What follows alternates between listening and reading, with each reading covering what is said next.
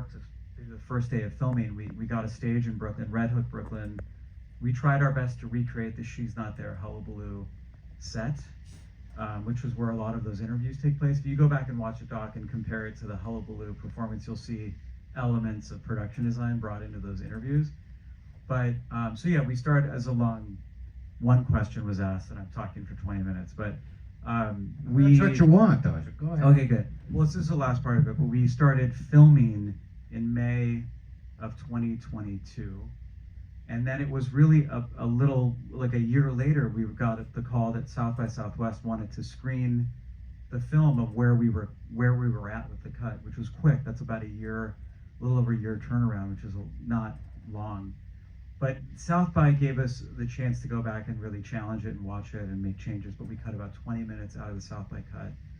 You saw an early cut that was still a work in progress, not mixed, not color graded, and but we just kept, so it's about over 3 years to make this movie. How much more shooting did you do after you sent out that rough cut and people saw it? You got some feedback. To me, it looks like a totally different movie. That's all, no, I'm so happy to hear that. You were like, that other movie was terrible. Just kidding. Thank God he worked on it. No, a movie you can make a simple tweak and suddenly it plays differently. So, but yeah, there were a lot of versions of it, but what the biggest change was cutting some time out, tightening the first act so it flowed. It was a faster getting into the story of their history. People feel like the film moves really well in the opening, getting through the history. And it's tough with 60 plus years of a band's career to cover that in about 90 minutes. So you have to, and I love history. I love covering history. I don't want to get right. I want to find my way into the story as far as how they got together. Because as a band, you relate to how bands start. You know, I find it interesting. But you don't want to get hung up there because there's so much movie to get into. So you have to get through that section. So we tightened up the first act. 18 minutes were removed from the film, which is a lot. I mean, you'll cut all day and night for weeks, and then you realize, you go back and say, how much should I cut out? It was like a minute and 20 seconds. Right. So, and you're like, how am I going to get this down from whatever, we were at to 96 minutes or whatever. So, but yeah, I mean, editing a movie is like people say going from music making into filmmaking, what are the similarities? I'd say editing is the most similar to making albums because you're staring at a computer, you're playing with flow, rhythm, timing. You can try this, try that, and see how it hits you as an audience member. It's like making a record. So shooting, we didn't go back and shoot. I'm trying to think if we went back and actually got anything else. Oh yeah, we did. Rooney got to open for the Zombies on tour, and I shot some of the movie on tour with them, which was strange to be making a movie about a band that inspired you to make music in the first place, opening for them while shooting a film, which is, yeah, totally bizarre.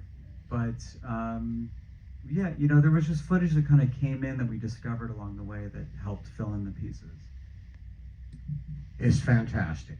I noticed in the credits that you added some original scoring to this. That's right, yeah. Well, I didn't notice it, which I guess is good. That's what you want. You don't want the scoring to stick out. But how could you add your own music to the Zombies' music when it's all about them? Can you tell us where your music appeared? Yeah, I mean, with a film, typically, if the film wants it, usually use original music and score to help lift sequences or add to the emotional feeling in a film. And you're right, you don't want that original music to stand out to where it distracts you. You want it to fit in and almost like you walk in a room and the color on the walls and the wallpaper just work great with the couch, and you don't want to notice things. So, but this movie, when you're working with a band like the Zombies, their music is so good, and everything. I feel like everything they put out is really awesome. Like I listen to everything, and I love all of it. And I just felt like if we fill this with Zombies music, it's going to be satisfying for music fans because it's just such good music, right? So you're filling a film with this great music, but you do have to create some push and pull against these needle drops or song placements to create a different feeling within the Zombies music. to have a rock and roll score would conflict with the sound of the band. You want something that's different. So we used a lot of ambient music that was just kind of, it's not really, it's felt more than it's heard kind of music. Yeah. And so yeah, that was the original stuff I was able to work on with a composer and collaborate on. So Well, you know, I was around when the Zombies came out, and I bought the 45 and slowed it down to 33 and learned that Rod Argent solo, note for note. I can play it even today. And it's quite a little piece of work in itself. But what was it? I mean, so that's, and they were such a lifesaver for me during the British invasion, because it was all about guitars, Beatles guitars, and the Stones. I joined my first band, and they said we're going to learn every song off the Stones 12x5 album. Well, this piano is so fun. I mean, there's no keyboard in this. But when the Zombies came along, I had something to finally I had something to play. That's how much they meant to me. What was it about their music that caused you to spend all these 5 years on their story? I don't know. It's a good. I really. It's, you know, sometimes I'm talking about this movie. We're asked, what was the inspiration? That would be the way into this conversation. How did you get into the Zombies? But you know, for me, it's, and a lot of people in the room here listen to the Zombies and love the band. And the Zombies have there are a lot of champions out there that really love this band. It's the underdog story. But I mean, obviously, undeniably, Odyssey and Oracle is one of the obviously best albums ever made, so it's hard to deny that. But for me, I grew up in a house with a lot of classical music playing, and a background of composers and musicians who were all classically trained musicians. And so I'm listening to that, and then I'm listening to rock and roll music and pop music, and I had older siblings, so you're listening to whatever they're listening to. But my ear goes to just good songwriting, melodic songs I gravitate towards. It's usually the melody that I'm more sucked in by than lyrics are always, I don't know, there are songs I love that I couldn't sing them for you lyrically, I just know them melodically.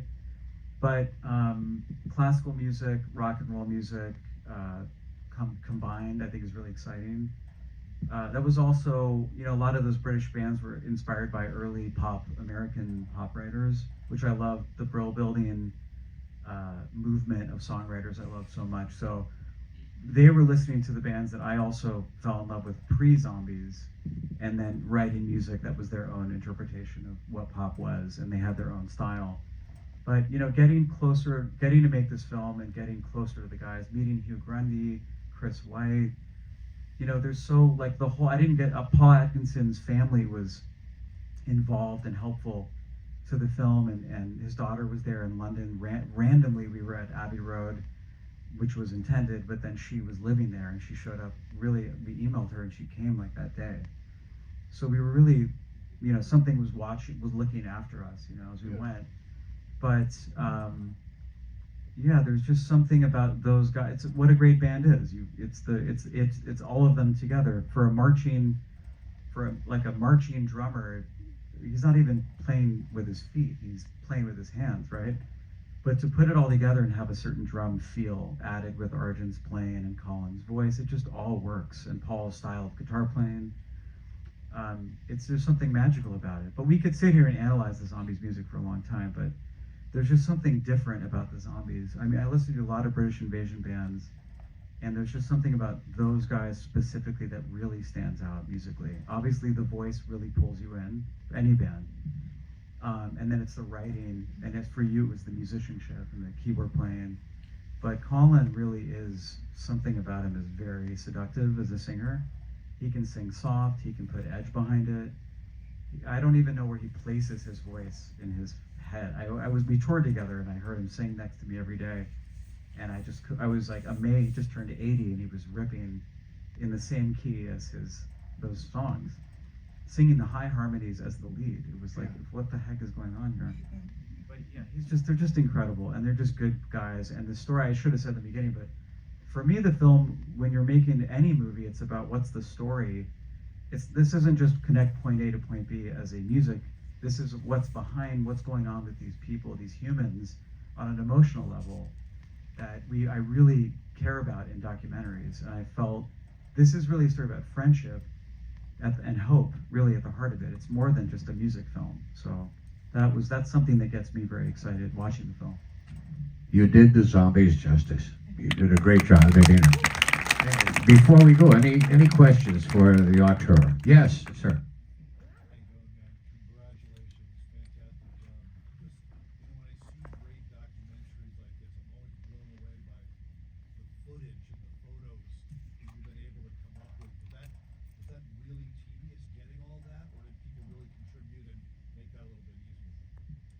Yeah, the question's about getting this footage, because that's come up. If Colin was with me at some of these Q&As, and it's really great to have him here. So he's here.